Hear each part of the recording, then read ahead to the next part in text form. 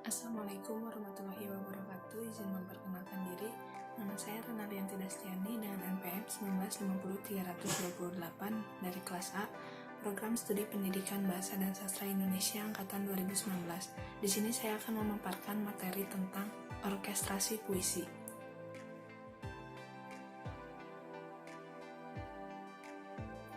Yang pertama ada orkestrasi dalam KBBI adalah seni mengolah karya musik sehingga dapat dimainkan oleh orkes. Misalnya musik untuk piano diubah untuk instrumentasi. Sedangkan orkestrasi puisi adalah bunyi dalam puisi. Pada dasarnya, aspek orkestrasi merupakan salah satu unsur yang dapat dimanfaatkan untuk memperdalam arti, memperjelas tanggapan, memperdalam perasaan, dan merangsang tumbuhnya respon psikologis yang menimbulkan rasa dan suasana tertentu. Selanjutnya, ada kiasan bunyi dan rima. Bunyi yang dihasilkan oleh alat ucap manusia dalam puisi dimanfaatkan untuk peniruan bunyi onomatop, lambang bunyi atau clang simbolik, dan kiasan bunyi atau clangs metaphor. Yang pertama ada onomatop. Onomatop berarti tiruan terhadap bunyi-bunyi yang ada menurut Waluyo. Selanjutnya ada lambang bunyi. Lambang bunyi ialah bunyi yang dihubungkan dengan suasana hati menurut Slamet Mulyana. Bunyi yang melambangkan sesuatu ini disebut clang simbolik. Yang terakhir, ada kiasan bunyi dan rima. Kiasan bunyi adalah suasana tertentu yang dikiaskan dengan bunyi-bunyi atau bunyi-bunyi yang mirip dengan bunyi tiruan atau onomatop. Jika dalam onomatop dan lambang bunyi, antara bunyi dan acuannya memiliki hubungan yang mengacu secara langsung pada kiasan bunyi. Bunyi yang memiliki acuan langsung tersebut dikiaskan dengan bunyi lain yang mirip dengan bunyi tersebut untuk menggambarkan acuan yang sama. Pendek kata, pada kiasan bunyi, antara bunyi dan acuannya tidak memiliki hubungan langsung. Bentuk rima yang sering digunakan oleh penyair dalam membangunkan puisi itu bermacam-macam, yaitu aliterasi, asonansi, dan rima akhir. Yang pertama ada aliterasi. Aliterasi ialah pengulangan bunyi-bunyi konsonan dari kata-kata yang berurutan. Aliterasi berfungsi mendekatkan kata-kata lepas dari hubungan semantik biasa menurut van Russenburg.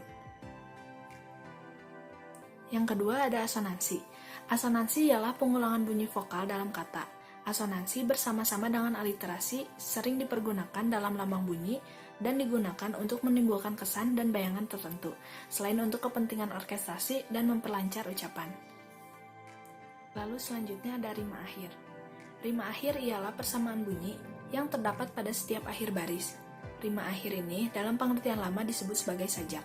Rima akhir akan memiliki nilai puitis jika di dalamnya memiliki daya yang kuat untuk menimbulkan pengertian atau suasana tertentu dari hakikat puisi. Sebuah teks puisi biasanya dibagi menurut bait-bait dengan jumlah bait yang tetap. Fungsi bait ialah membagi teks atas bab-bab pendek persamaan bunyi pada akhir setiap baris yang mengelola pada setiap bait membantu, mempertegas, atau memperkuat susunan tematik sebuah puisi. Di samping itu, berfungsi untuk menghubungkan antara baris satu dengan baris lainnya dalam satu bait.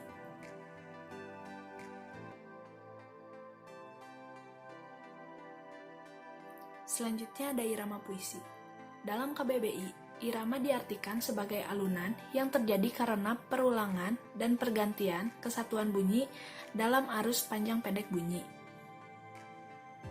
Jadi, dapat kita ketahui bahwa irama memiliki pengulangan bunyi, pergantian kesatuan bunyi dalam arus panjang pendek, dan memiliki keteraturan. Ketiga ciri tersebut pada akhirnya membentuk alunan merdu, indah, enak didengar, dan menimbulkan suasana tertentu.